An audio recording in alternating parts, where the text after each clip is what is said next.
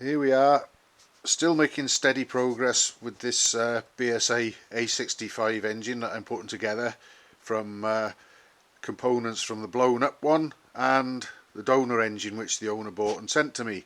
And along the way I've run into a few little things, and here's one now. The crankcases and the timing cover of the donor engine are very slightly different to the one that blew up. In engine numbers wise they're not too far apart, but there were lots of little subtle changes made over the years while these things were in production, and I've run into one of them now, and that is the timing cover. Now I've got to use the timing cover off the blown up engine, which I've got down here.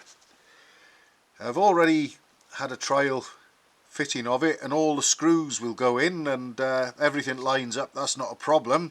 And the reason I've got to use it rather than the other one is there's a slight difference in how the clutch actuating mechanism works, and we're going to be using, this is what was on the blown up engine, whereas obviously the clutch cable enters through the outer cover.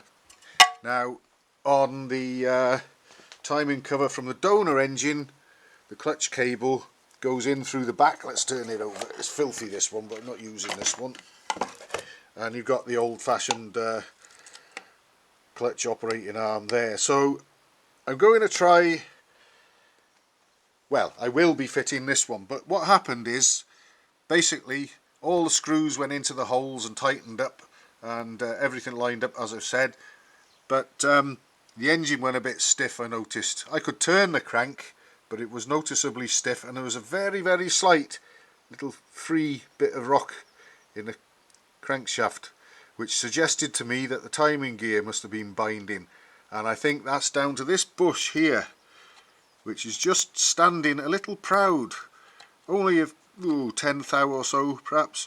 So I'm going to try and move that outwards away from the idler gear, which is what I think has been binding on it. So I think the idler gear and that bush, when I've tightened the timing cover down, they've come together quite tightly, and I think just a little nudge. I've already tried with a straight edge, a little metal rule, and the camera probably won't pick this up too well, but I can just rock it slightly. If I've got the straight edge across the bronze bush, the edge of the bronze bush there, I can just rock the steel rule a little, which tells me, and dragging my fingernail over it tells me that it's just a little proud. So I reckon if I can just move that a few thou, that'll probably get me in business with that, and we'll have the timing cover on, and his clutch actuating mechanism and everything can stay as they were on the bike. So that's the next move,